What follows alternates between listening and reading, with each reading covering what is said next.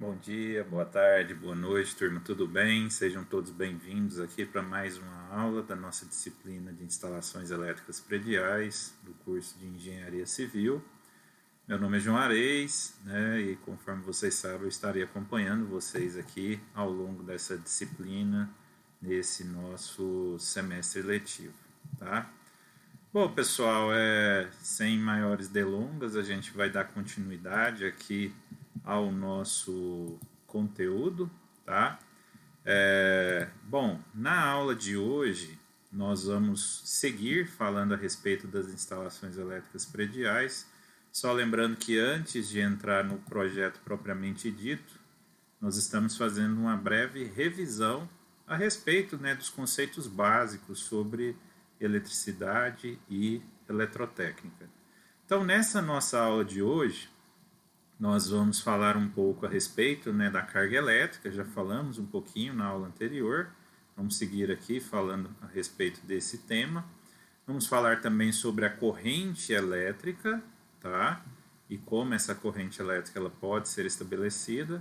Vamos falar também a respeito de algumas noções de magnetismo e campo magnético, uma vez que a eletricidade e o magnetismo são dois assuntos que estão intrinsecamente conectados. Vamos falar também a respeito da força eletromotriz, do ponto de vista da geração e do ponto de vista da carga, explicar um pouquinho as diferenças entre elas. E, por fim, falar a respeito da indução eletromagnética, que é um assunto extremamente importante e que está aí presente, né, diretamente nas nossas vidas e no nosso dia a dia. Então vamos lá, turma. Falando um pouquinho a respeito então da carga elétrica, né? Então, conforme nós havíamos dito na aula anterior, então a carga elétrica diretamente ela está relacionada com um corpo, tá? Esse corpo ele é constituído naturalmente de matéria, que por sua vez apresenta moléculas e essas moléculas possuem átomos, tá? Então daí aquela importância que a gente deu na aula anterior de fazer toda aquela determinação química do material, do seu tipo, a distribuição eletrônica dos elétrons ali na eletrosfera para compreender como que ocorria a liberação dos elétrons livres, né, e consequentemente, né, a classificação dos corpos como bons e maus condutores, ou corpos condutores e corpos isolantes, tá? Então, só relembrando, né, então essa carga dentro do átomo, né, a gente tem esse átomo dividido em duas regiões. A região central é o que nós chamamos de núcleo, onde está presente o próton, que é a partícula positiva, e o nêutron, que é a partícula neutra. E aí, orbitando em torno desse núcleo, está a eletrosfera, tá? Lembrando que a eletrosfera é formada basicamente por elétrons. Nós já vimos como é feita a distribuição eletrônica em camadas e vimos também que a camada mais distante, chamada de camada de valência, é nela que ocorre, né, a agregação, né, ela acaba atraindo algum elétron livre, no caso de materiais isolantes, ou a liberação de elétrons, né? Os elétrons se tornam livres devido ali à menor interação de forças, tá? Isso aí nós já vimos na aula anterior, tá bom? Então só relembrando essa parte a respeito da carga elétrica. Então aqui, né, só para vocês terem uma noção, uma dimensão a respeito dessa carga elétrica, lembrando, né, que tanto esse próton quanto esse elétron, eles são de suma importância para toda a teoria da eletricidade. Tá? Tudo que nós temos hoje em termos de desenvolvimento e domínio tecnológico na área da eletricidade parte pontualmente, né, dessas cargas presentes no núcleo dos átomos.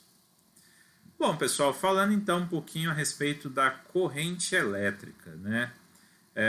Bom, basicamente, turma, nós vimos, né, que os materiais considerados bons condutores são aqueles que têm maior facilidade em liberar elétrons, ou seja, apresentar elétrons livres, tá? Principalmente ali da sua camada de valência. Por que que isso ocorre, né? Primeiramente, isso ocorre geralmente nos metais, que são aqueles que têm ali em torno de 1 ou 2 elétrons na camada de valência, porque eles são fracamente ligados ao seu núcleo atômico, tá? Então, eles conseguem se locomover com maior facilidade, tá? Então, se nós pegarmos um material metálico, um condutor metálico, exemplo esse aqui da esquerda, esse condutor, pela sua característica, ele vai ter ali uma certa quantidade de elétrons livres, ou ele vai ter uma certa quantidade de elétrons na camada de valência que a mínima energia estabelecida ela vai se tornar um elétron livre, tá? Só que esses elétrons que já estão livres ali ou não, eles encontram-se em uma movimentação aleatória, que nós chamamos de movimentação caótica, tá? Não existe um fluxo ordenado de elétrons. Professor, mas o que é esse fluxo ordenado de elétrons? É o que a gente chama de corrente elétrica. Como que eu estabeleço um fluxo ordenado de elétrons? Basta você aplicar uma tensão ou diferença de potencial entre as duas extremidades, no caso aqui desse corpo, que é um condutor, tá? Então, eu vou conectar um polo positivo em uma extremidade, um polo negativo na outra, e isso vai fazer com que aqueles elétrons que estavam vagando de forma desordenada aqui à esquerda, à direita eles vão ficar alinhados ordenadamente, vão se deslocar aqui nesse caso no sentido da esquerda para a direita, tá? A isso nós damos o nome de fluxo ordenado de elétrons ou corrente elétrica. Então, de agora em diante, vocês já sabem o que é uma corrente elétrica.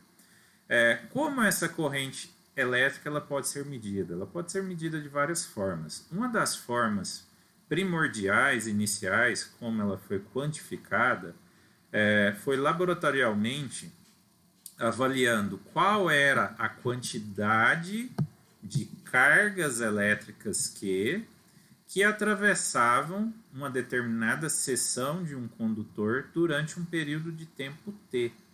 Então, aqui no caso, a unidade seria Q, né, unidade de carga elétrica, que é dada em coulombs, por unidade de tempo em segundos, coulomb por segundo. Essa unidade, coulomb por segundo, pode ser substituída pela unidade ampere, tá? Então, essa é uma das formas com as quais nós podemos calcular a corrente elétrica, tá? De uma forma experimental. Na forma prática, a corrente elétrica é calculada basicamente através da lei de Ohm. Você determina qual é a diferença de potencial de um determinado componente ou aplicada sobre um determinado equipamento. Você determina qual é a resistência desse seu equipamento e aí você fazendo a razão tensão por resistência, você calcula a corrente elétrica. Para isso você pode fazer uso, por exemplo, de um multímetro, né, para você conhecer o valor desse potencial, dessa tensão elétrica ali empregada. Bom, pessoal, uma outra informação importante é que a corrente elétrica ela possui o sentido real de circulação, tá? E aí começa um grande equívoco, né? Que na maioria das vezes acontece. As pessoas acham que a corrente elétrica ela é dada pelo fluxo ordenado de prótons, né? Quando na verdade na prática, na forma real, a corrente elétrica ela é dada pelo fluxo ordenado de elétrons, tá? Então, o sentido real da corrente seria ele saindo do polo negativo de uma fonte, esses elétrons se deslocarem de forma ordenada, conforme aqui nessa figura, e irem para o polo positivo dessa sua fonte, e assim fechando o circuito, tá? Esse seria o sentido real da nossa corrente. Porém, por questões didáticas, nós costumamos utilizar o sentido convencional para a realização dos cálculos. E qual seria o sentido convencional? Você considerar que a corrente flui do polo positivo para o polo negativo. Então, de agora em diante, né, um outro conhecimento que vocês têm é que vocês sabem que quem circula através dos condutores, quem dá origem à corrente elétrica, são os elétrons, né? Então, aqui no caso, por essa figura aqui, o sentido real de circulação dessa figura seria o sentido anti-horário, porém, por questão didática, a gente considera o sentido convencional de circulação do polo positivo para o negativo. E, portanto, o sentido aqui, nesse caso, o sentido horário, tá? E isso é utilizado comumente pelos vários autores, né, na solução de problemas envolvendo instalações elétricas e circuitos elétricos, ok? Bom, pessoal, por fim, a corrente elétrica, ela pode ser, né, classificada ou subclassificada através dos seus prefixos, tá? Para facilitar, né, as várias unidades que você pode encontrar por aí.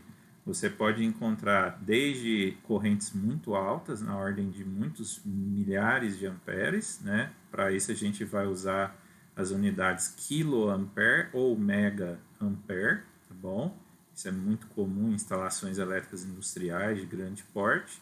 Ou você pode ter ali unidades muito pequenas, o que é muito comum em eletrônica, microeletrônica. Você pode trabalhar com unidades de 10 a menos 3 ou 10 a menos 6, microampere e miliampere. Então, é muito importante que vocês tenham isso em mente. Bom, pessoal, queria agradecer vocês pela participação aqui até esse momento e aguardo vocês no próximo bloco. Até lá!